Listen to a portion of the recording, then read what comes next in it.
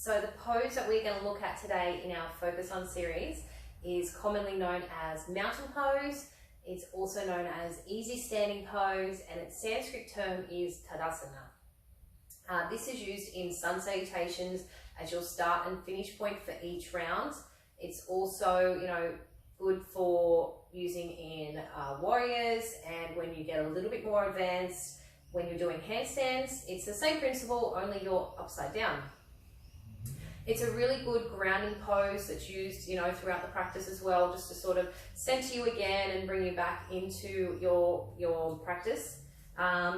It's called easy standing pose. It's not very easy though. It's a really strong pose where all of your muscles are active and working all the way from your toes out through the crown of your head. So we're going to go through that step by step so you have an idea of how to do this pose. Now, we have what is known as the four corners of your feet. So you've got two at the ball of your feet and two in the heel. So basically what that means is you're just grounding down through your feet. You're not rolling your ankles in or rolling them out. You're nice and grounded evenly through your feet. Now, some teachers will cue to have your feet together, the toes touching. I personally like to have my feet a little bit further apart, so just play around with your positioning, move your feet around, and you work out what feels best for you. So what we're going to do is, got our feet positioned, we're grounding down through the four corners of the feet. From here, we're going to lift the toes up, spread them nice and wide, and then we're just going to put them down one by one, or as best you can, one by one.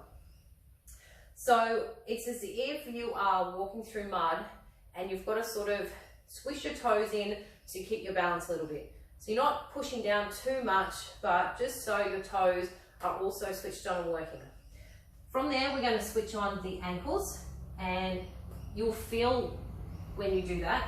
So they're just going to gently switch on. You'll feel everything in the feet working, the ankles are active, and now the calf muscles are switched on. We're working our way up through the legs. The kneecaps are going to draw up into the quads, and our quads are now switched on and working. So all of my lower body is really active here.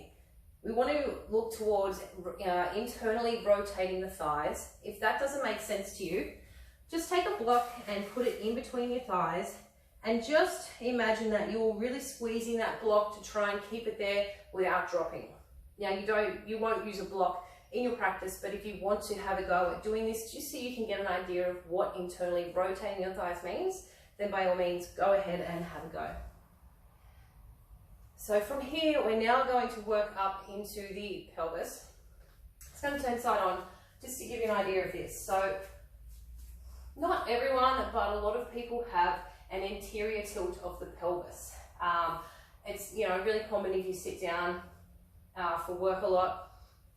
It's Western society spends a lot of time sitting, so unfortunately our body has accommodated for that.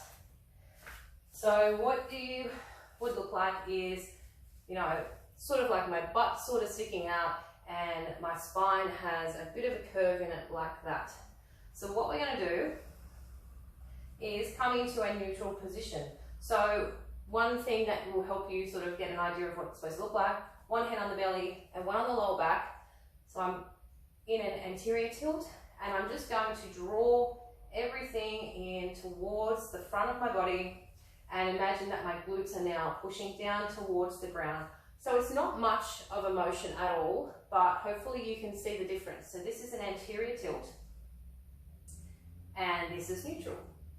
So once you're in a neutral position, you're actually going to feel your pelvic floor muscles switching on, and now your core is also switched on as well.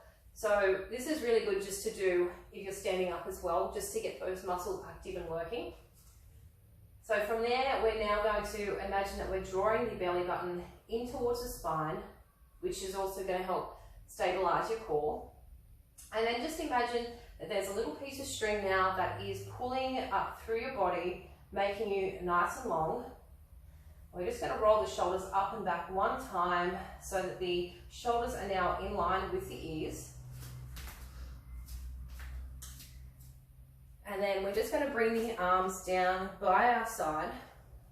And again, our arms are really active as well. So we're really stretching out down through our arms and out through the fingertips as if we're reaching down towards the ground. Imagine that little piece of string now is still pulling up through your, into your neck and out through your head. I'm just going to take a gentle tuck of the chin. So we're not looking down or looking up. It's just to keep that nice elongation of the spine. So just a gentle tuck of the chin. And imagine that that string now is coming out through the crown of your head and it's pulling you up so you're getting a little bit taller. So you will feel everything in your body now is switched on, everything is active, you're really grounding down through your feet and pushing all that energy out through your fingertips as well.